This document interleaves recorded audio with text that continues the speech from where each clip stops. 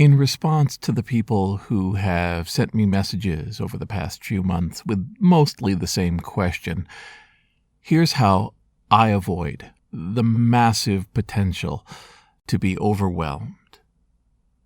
This is Jason Scott Talks His Way Out of It, a podcast about technology, history, and getting myself out of debt. Thanks to Jeff Atwood, Daniel Boyd, and the hundreds of other supporters on Patreon and elsewhere who have been supporting me and helping me get out of debt. The first thing I want to make explicitly clear is I have been overwhelmed all the time. There have been many cases where I've sat back and felt the oncoming pressure of a whole range of things I needed to do, promises I had been trying to fulfill, dates and numbers on papers that told me that if I didn't act soon, trouble was just around the corner. I'm not immune to any of those feelings, and I bring myself into a lot of situations knowing that it's going to be a tough road by the end to pull off what I'm promising.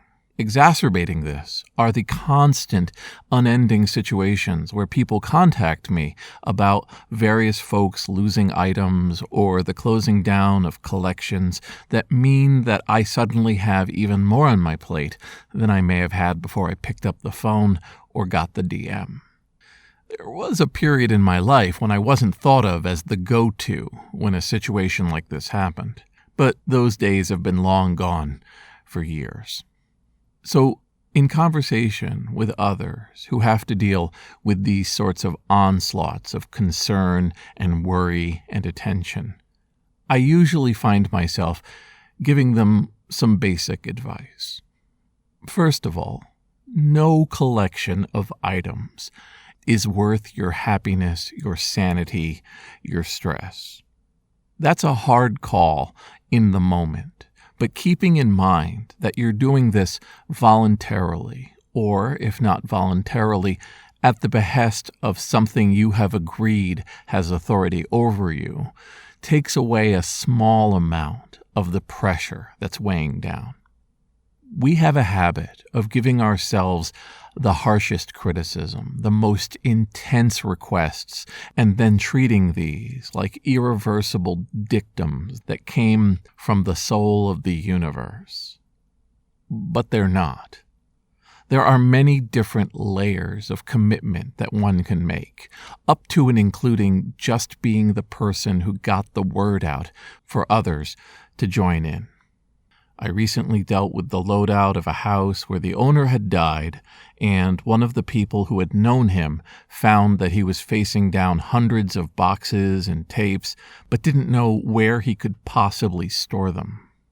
Reaching out to various folks he knew, one of them remembered my name, gave him my contact information, and within a week, we were co-organizing sending all of these boxes to the Internet Archive, where, hopefully, they'll find themselves digitized sooner rather than later.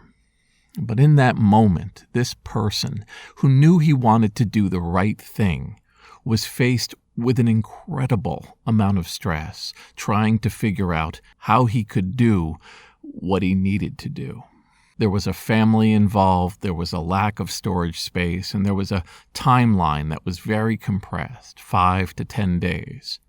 But talking to me and then having me reach out to a number of people that I knew in the same geographic area eventually led to a party of folks who loaded the tapes out, repackaged them into new boxes, and will be sending them out to the Internet Archive for later digitization. And for this person who wanted to simply save what he saw as a treasure, all of that stress just fell away. You'll go through life and suddenly get a call about a tragedy, a change, an ending of something that you thought would always be there or be there a long time coming. And then suddenly you find yourself in a different role, the role of having to do something about it before it's too late. The idea of too late can really take a person into a terrible place. It's a generality. And generalities are what I find really cause people so much heartache. Focusing instead on what you think you can do, communicating with as many people as possible, and understanding that your steps towards making it happen where more than would have happened before will at least give you a landmark in this fog of concern to feed off of, to stand by. Along my own personal situations, I find nothing stresses me more than air flight, airplanes, and more specifically, their schedules. There's something about knowing that in 2 to 3 weeks, I need to be somewhere within 2 or 3 hours of that time, and knowing how many different variables lie between now and then just stresses me out. My response is to show up to the airport way too early, hours and hours before the flight, to ensure that if anything goes wrong, it won't be on my side. I allocate so much time for security, for lines, for dealing with parking and transit, that more often than not, I find myself scrolling my phone and responding to people on Twitter for hours before the flight, sitting in the waiting area. Whether it was a couple missed flights over the years, or simply not having any control over the flight and it leaving no matter what I do, has put me in this position. And for others, there's similar fulcrums, where being told that there's a limited amount of time of a historical and unique collection before it's thrown in the trash or lost suddenly represents a heart-stopping stress in their lives, and one which they don't know how to climb out of. And to be clear, many of these collections that I've dealt with are unique. The person is not wrong. For every time that somebody offers me Byte magazine, a collection which is well at hand and doesn't need to be given, I'll have somebody talk about videotapes or magazines that I've never heard of before, covering things I can't believe made it to this present day.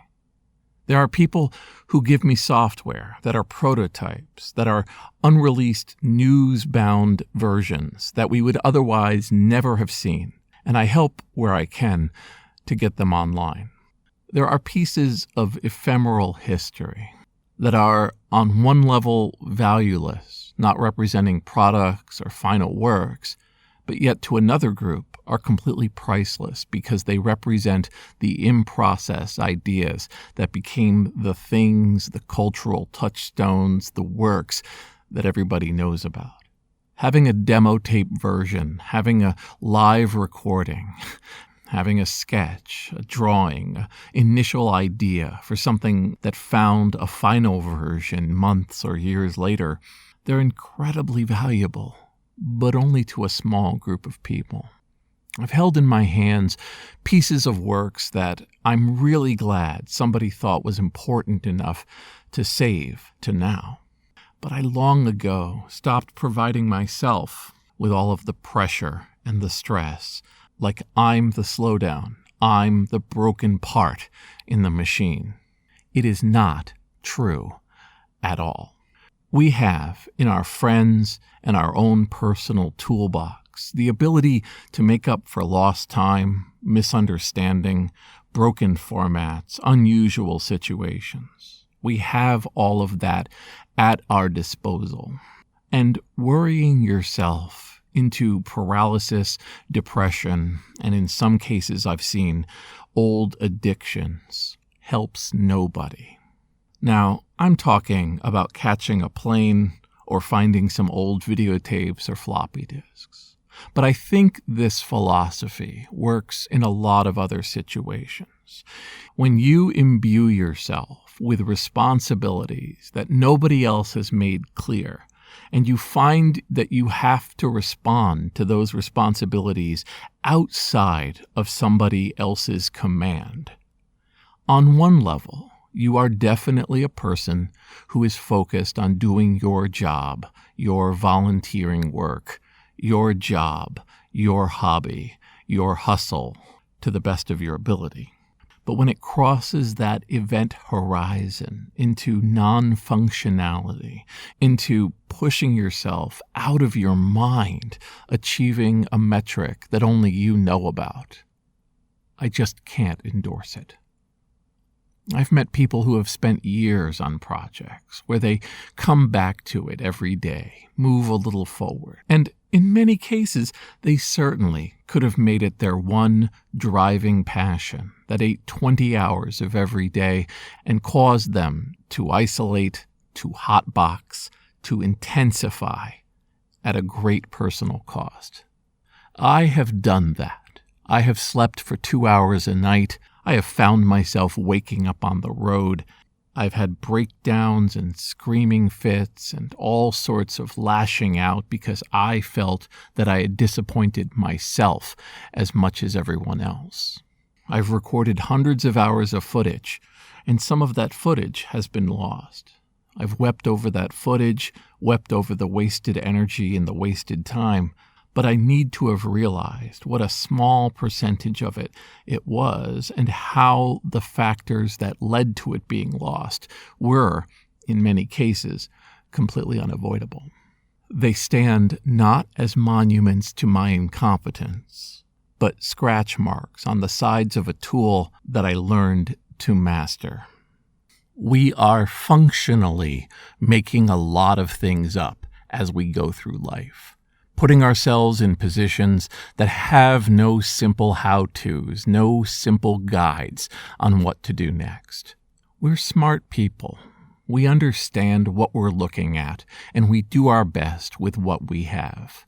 But the side effect of dealing with outside factors, especially historical ones, means that for some people, for some types of personalities, there is a quiet, judging audience of those who came before us, who may have in some way been better at certain things than we were, and who look down in our minds at how we are doing things now.